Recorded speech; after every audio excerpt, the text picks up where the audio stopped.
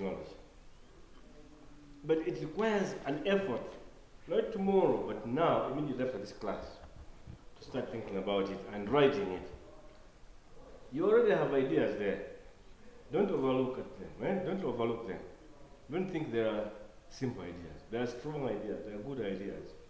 Pursue them. Okay? Okay. So, however, you should expect to face challenges. Eh? It's not going to be rosy. Okay?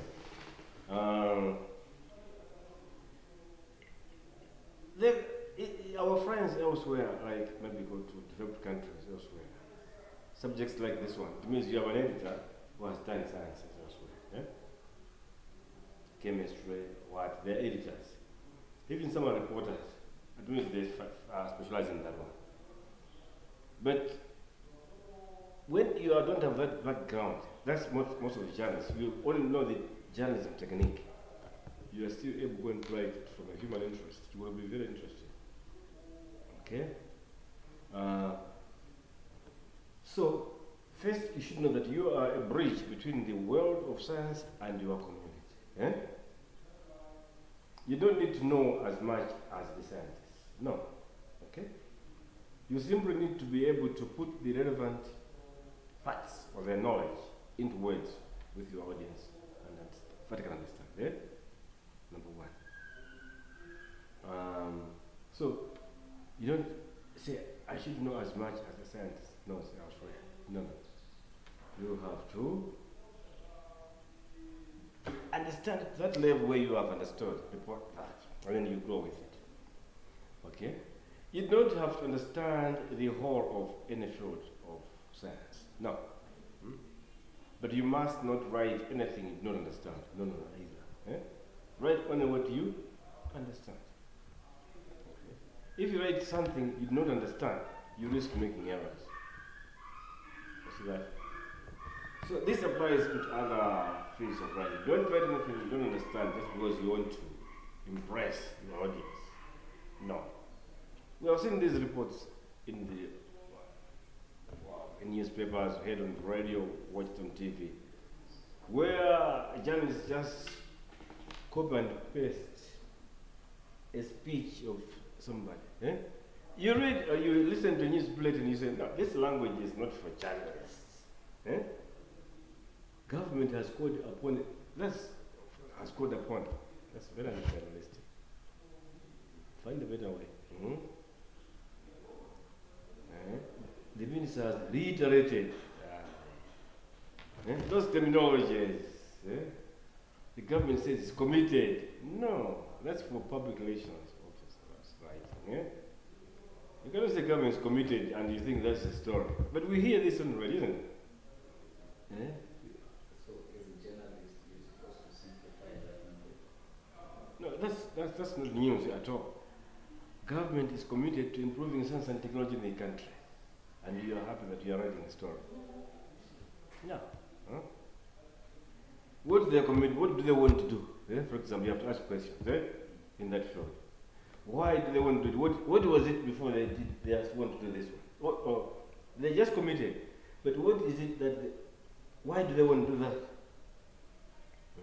Government has made strides. Okay, strides from where to where? How much improvements have they made? In what field? So they have made strides maybe just by reaching out to two schools. They have provided 3 computers. And they say government is committed to. Also look at the context. They have given 3 computers to a secondary school. And they're talking like they have given to the whole nation. So beware of a source. Politicians. Okay? So although the aim of science is precision, no problem, go ahead. Yes, you can ask. Let's say the government has provided 2 computers, the what you're saying.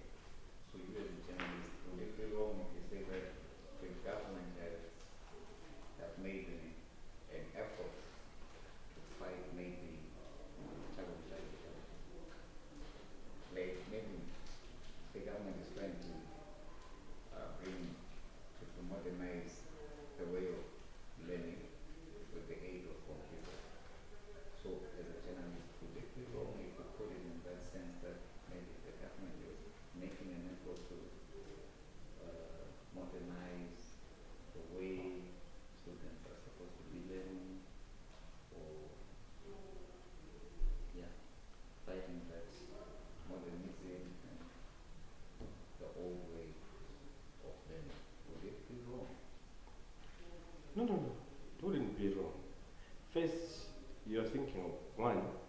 the notes for news. Yeah?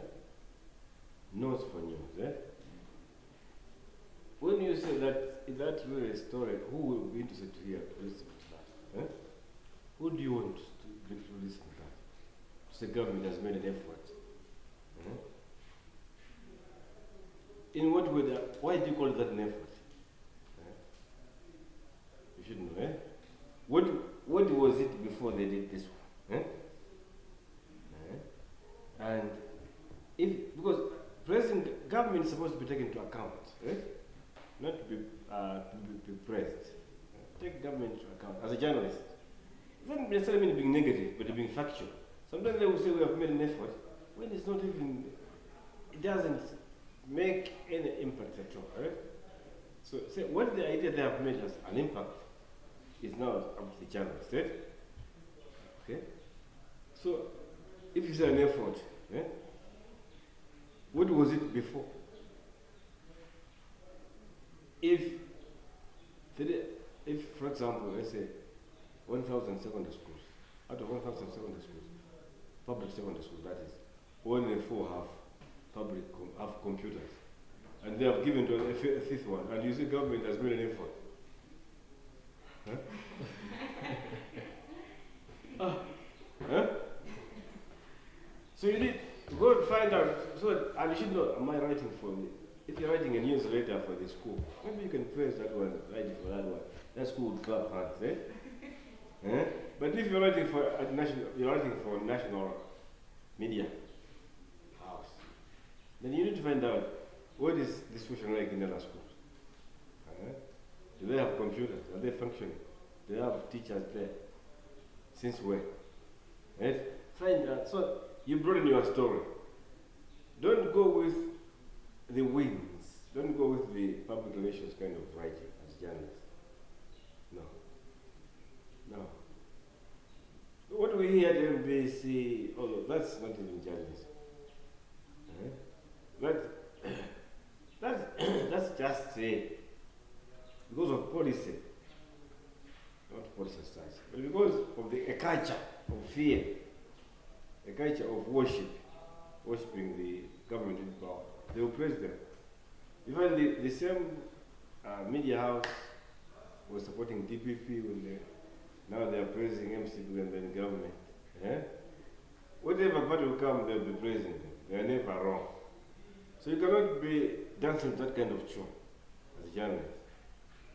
Say government has made an effort and you are waiting for that story. No, that's the story. You're in a necktie, you say, I'm going to do a report and this way. Maria, you are dressed, you are serious, you say, I'm going to write a story. Government is committed to helping local leaders in the country. What I'm trying to say, make sure it's newsworthy. Don't say government, neither is it that you'll be saying government has failed to do this. No. Let's explain. Government about, right? Out of 1,000 secondary schools in the country, 3 have computer lab. And the girls' secondary school will become the 5th. Eh? Okay, simple. You have not said anything against them, eh? Yeah.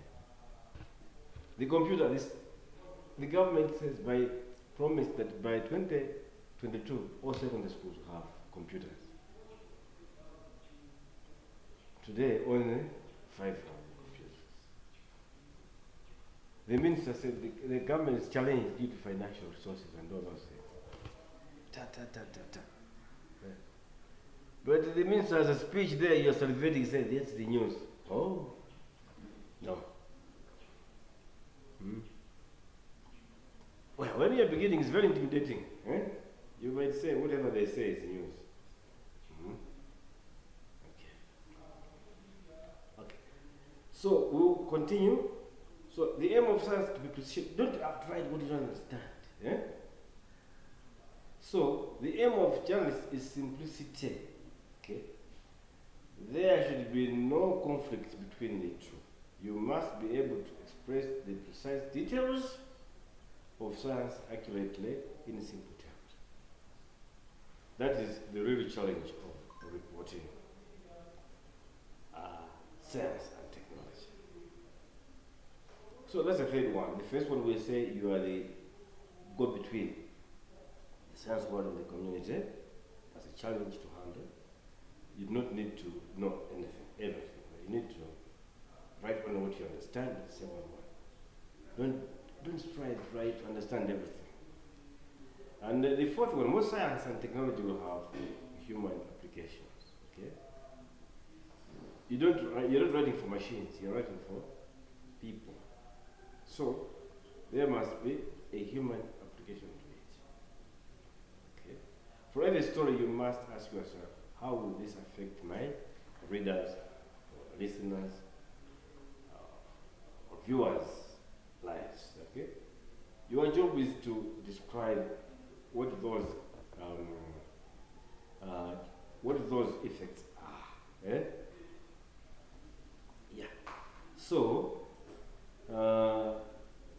you must remember the 4 criteria for what makes news. For instance, what are these criteria that make news? 4 criteria. The 4 criteria. Yes. Yes. Human interest. Yes. Money. Yes. What's the other one?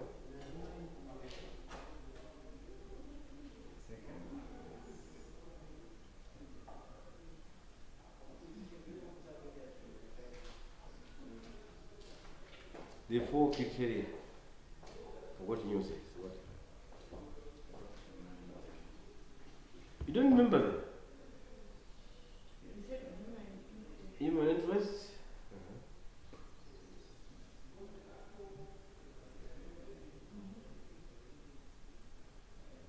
It must be new. Eh? Okay. What else?